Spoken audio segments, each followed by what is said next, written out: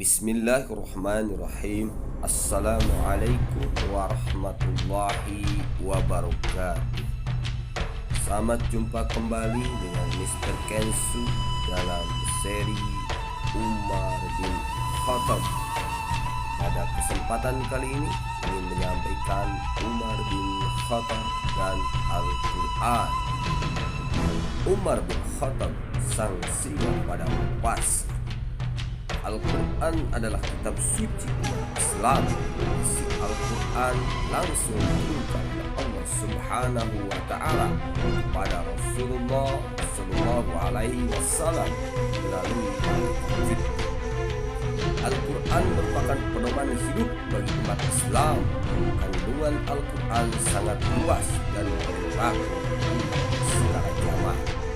Sejak memeluk Islam, Umar berusaha memahami ayat demi ayat Al-Quran.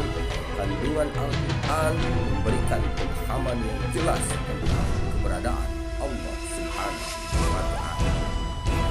Umar begitu menghayati kandungan Al-Quran, maka dari itu keimanan Umar semakin kuat.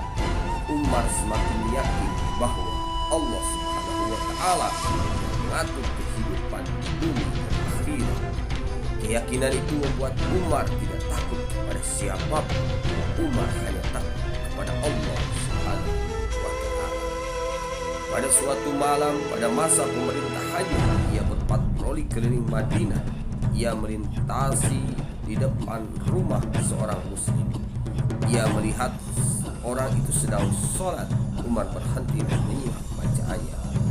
Orang tersebut sedang membaca Al-Quran surat At-Tur ayat 1 sampai 7. Demi gunung Sinai dan demi kitab yang ditulis pada lembaran yang terbuka, demi Baitul Ma'mur Ka'bah, demi atap yang ditinggikan langit, demi lautan yang penuh gelombang, sungguh ajab Tuhan pasti terjadi.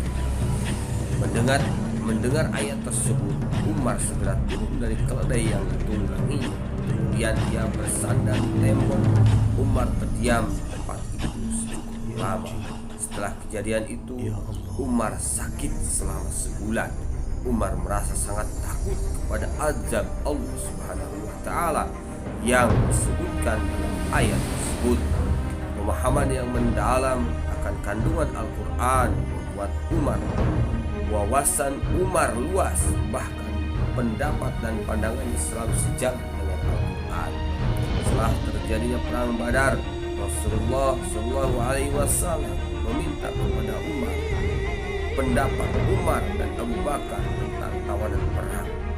Umar dan Abu Bakar memiliki pendapat yang berbeda. Rasulullah Shallallahu Alaihi Wasallam lebih condong kepada pendapat Abu Bakar. Lalu Rasulullah mengambil pendapat Abu Bakar. Keesokan harinya Umar melihat Rasulullah SAW menangis bersama Abu Bakar. Umar heran menyaksikan hal tersebut. Umar bertanya kepada keduanya, mengapa mereka menangis? Ternyata yang membuat Rasulullah SAW dan Abu Bakar menangis adalah ayat yang diturunkan Allah Subhanahu wa Ta'ala malam hari. Ayat tersebut membenarkan pendapat Umar. Rasulullah SAW merasa bersalah karena mengambil keputusan yang tidak sejalan dengan Al-Quran. Umar hafal surah Al-Quran lengkap dengan sebab-sebab turunnya. Bahkan Umar tahu persis waktu dan tempat turunnya beberapa ayat Al-Quran. Tidak heran jika banyak orang yang berguru pada Umar, apalagi setelah Rasulullah SAW meninggal dunia. Turunnya ayat Al-Quran terkadang didahului sebuah peristiwa. Ayat Al-Quran diturunkan karena sebuah peristiwa yang berkaitan dengan Umar bin Khattab. Salah satunya adalah surat At-Taubah ayat 19 sampai 22. Umar bin Khattab selalu menjadikan Al-Quran sebagai pedoman hidupnya. Akhlaknya sejalan dengan Al-Quran. Hal ini tercermin dari perilaku yang baik, rela berkorban, adil dan sangat mencintai Allah Subhanahu wa Ta'ala, Rasulullah Sallallahu Alaihi Wasallam dan Islam. Dengan keislaman Umar, apakah penganiayaan terhadap kaum muslimin sudah berakhir? Kita saksikan nanti pada cerita berikutnya berkaitan dengan hijrahnya Umar bin Khattab. Di dalam surat Az-Zumar ayat 66. Allah Subhanahu wa ta'ala wajib disembah. Salah satu ayat yang menegaskan kewajiban menyembah Allah adalah karena itu hendaklah Allah saja yang engkau sembah dan hendaklah engkau termasuk orang yang bersyukur. Wallahu a'lam bishawab. Semoga kita termasuk umat Nabi Muhammad yang senantiasa berpegang teguh terhadap Al-Quran, yang senantiasa mengamalkan Al-Quran dalam keseharian kita. Semoga Allah berikan pemahaman dengan Al-Quran sehingga kita kembali kepada Allah Subhanahu wa ta'ala di dalam keimanan dan ketakwaan, dan kembali berkumpul di surga Allah Subhanahu wa ta'ala. Semoga cerita ini bermanfaat, Tuhan ini bermanfaat.